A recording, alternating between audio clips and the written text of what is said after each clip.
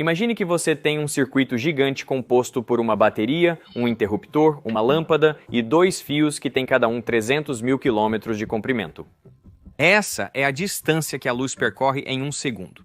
Então, eles se estenderiam até a metade do caminho, até a Lua, e depois voltariam para se conectar à lâmpada que está a 1 metro de distância.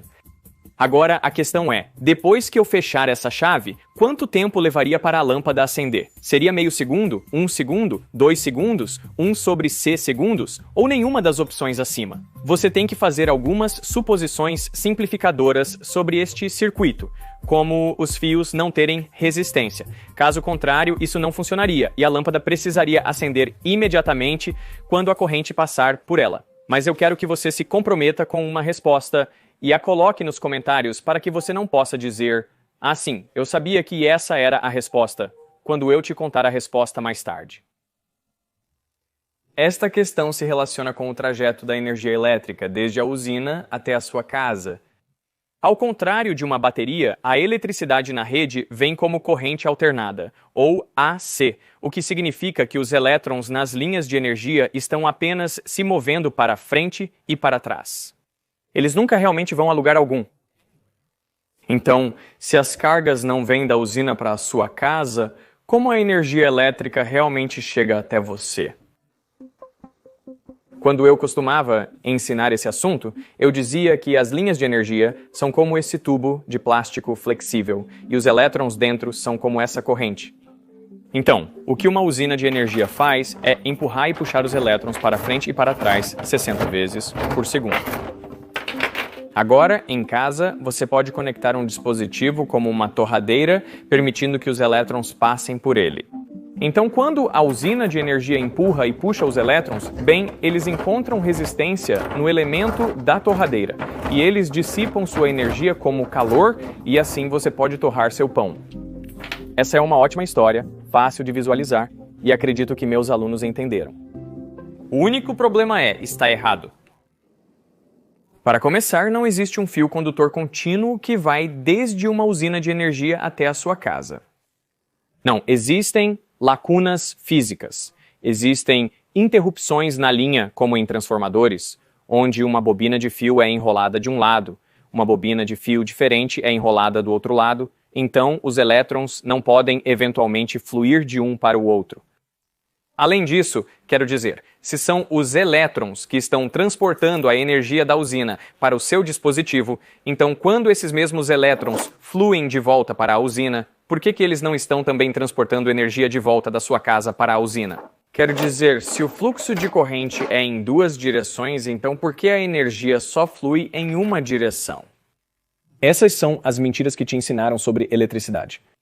Que os elétrons em si têm energia potencial, que são empurrados ou puxados através de um loop condutor contínuo e que eles dissipam sua energia no dispositivo, minha afirmação neste vídeo é que tudo isso é falso. Então, como realmente funciona?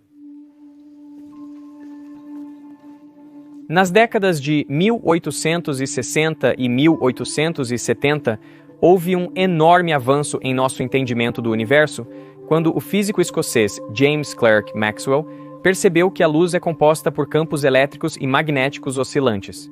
Os campos estão oscilando perpendicularmente um ao outro e estão em fase, o que significa que quando um está no seu máximo, a outra onda também está.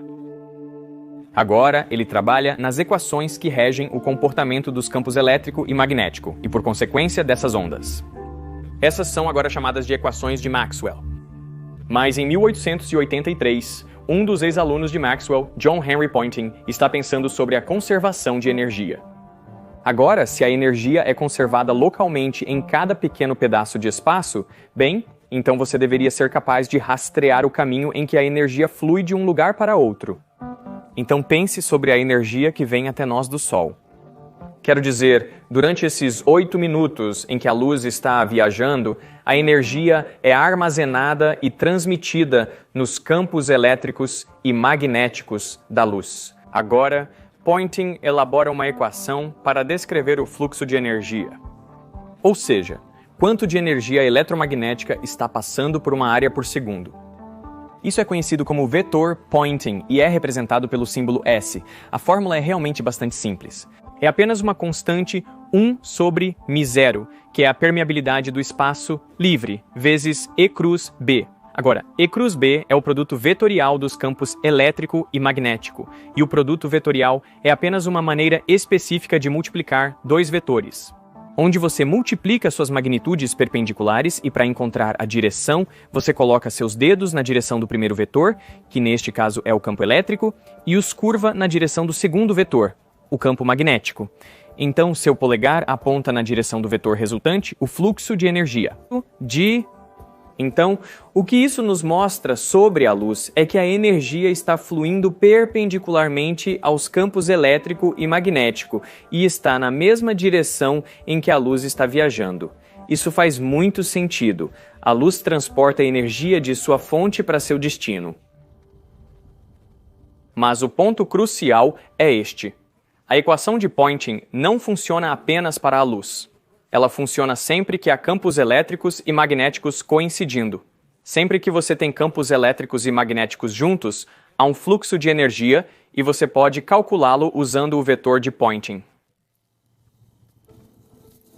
Para ilustrar isso, vamos considerar um circuito simples com uma bateria e uma lâmpada. A bateria por si só tem um campo elétrico, mas como não há cargas se movendo, não há campo magnético, então a bateria não perde energia. Quando a bateria é conectada ao circuito, seu campo elétrico se estende pelo circuito à velocidade da luz. O campo elétrico empurra os elétrons, fazendo-os se acumularem em algumas superfícies dos condutores, deixando-as negativas, e se esgotarem em outras, deixando-as positivas. Essas cargas superficiais criam um pequeno campo elétrico dentro dos fios, fazendo com que os elétrons se desloquem preferencialmente em uma direção. Essa velocidade de deriva é extremamente lenta, cerca de 0,1 milímetro por segundo. Mas isso é corrente. Bem, a corrente convencional é definida para fluir oposta ao movimento dos elétrons, mas é isso que está fazendo acontecer. A carga nas superfícies dos condutores também cria um campo elétrico fora dos fios, e a corrente dentro dos fios cria um campo magnético fora dos fios. Então agora há uma combinação de campos elétricos e magnéticos no espaço ao redor deste circuito. Segundo a teoria de Poynting, a energia deveria fluir. A direção do fluxo de energia pode ser determinada usando a regra da mão direita. Ao redor da bateria, por exemplo, o campo elétrico está para baixo e o campo magnético está para dentro da tela. Você descobre que o fluxo de energia é para a direita, afastando-se da bateria. Na verdade, em toda a volta da bateria, você encontrará que a energia está radialmente para fora. A energia está saindo pelas laterais da bateria para os campos. Ao longo dos fios, você pode usar a regra da mão direita para determinar que a energia flui para a direita. Isso é verdade para os campos ao longo do fio superior e do fio inferior. Mas no filamento, o vetor de Poynting está direcionado para dentro da lâmpada. Então a lâmpada está recebendo energia do campo. Ao fazer o produto vetorial, descobrirá que a energia vem de todos os lados da lâmpada. Leva muitos caminhos da bateria para a lâmpada, mas em todos os casos, a energia é transmitida pelos campos elétrico e magnético. As pessoas parecem pensar que você está bombeando elétrons, como se estivesse comprando-os, o que é totalmente errado. Para a maioria das pessoas, até hoje, é contraintuitivo pensar que a energia flui pelo espaço ao redor do condutor. Mas a energia que está viajando através do campo, sim, está indo bastante rápido. Então, há algumas coisas para notar aqui. Mesmo que os elétrons vão em duas direções, longe da bateria e em direção a ela, usando o vetor de Poynting, você descobre que o fluxo de energia só vai em uma direção, da bateria para a lâmpada. Isso também mostra que são os campos e não os elétrons que transportam a energia. Em outras palavras, os elétrons mal se movem, se é que se movem, nessa pequena coisa sobre a qual você está falando. E se, ao invés de uma bateria, utilizarmos uma fonte de corrente alternada? Então, a direção da corrente se inverte a cada meio ciclo. Isso implica que os campos elétricos e magnéticos se invertem simultaneamente. Então, em qualquer instante, o vetor de Poynting ainda aponta na mesma direção, da fonte para a lâmpada. Então, a exata mesma análise que usamos para DC ainda funciona para AC. E isso explica como a energia é capaz de fluir de usinas para casas em linhas de energia. Nos fios, os elétrons apenas oscilam para frente e para trás. O movimento deles é muito exagerado aqui, mas eles não carregam a energia. Fora dos fios, campos elétricos e magnéticos oscilantes viajam da estação de energia para a sua casa. O vetor de Poynting pode ser usado para verificar a direção do fluxo de energia. Você pode pensar que isso é apenas uma discussão acadêmica, que você poderia ver a energia como transmitida tanto pelos campos quanto pela corrente no fio. Mas não é o caso. As pessoas aprenderam isso do pior jeito ao instalar cabos de telégrafo submarinos. O primeiro cabo transatlântico foi instalado em 1858. Funcionou por apenas um mês, nunca corretamente. Havia todo tipo de distorções quando eles tentaram enviar. Grandes quantidades de distorção, eles podiam trabalhar com algumas palavras por minuto. O que eles descobriram foi que, ao enviar sinais por uma distância tão longa sob o mar, os pulsos se distorciam e se alongavam, era difícil diferenciar pontos de traços para contabilizar a falha. Houve um debate entre os cientistas. William Thomson, o futuro Lord Kelvin, pensava que os sinais elétricos se moviam através de cabos submarinos, como água fluindo através de um tubo de borracha. Mas outros, como Heaviside e Fitzgerald, argumentaram que eram os campos em torno dos fios que transportavam a energia e a informação. E no final, essa visão se provou correta. Para isolar e proteger o cabo submarino, o condutor central de cobre foi revestido com um isolante e depois encapsulado em uma bainha de ferro.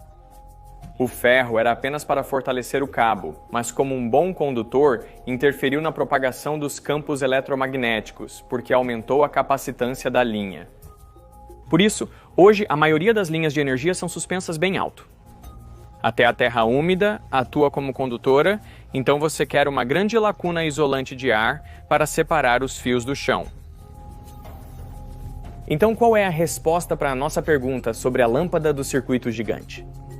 Bem, depois que eu fechar a chave, a lâmpada acenderá quase instantaneamente, em aproximadamente 1/c segundo. Então, a resposta correta é D. Acho que muitas pessoas imaginam que o campo elétrico precisa viajar da bateria por todo o fio, que tem 1 segundo-luz de comprimento. Então, deveria levar 1 segundo para a lâmpada acender.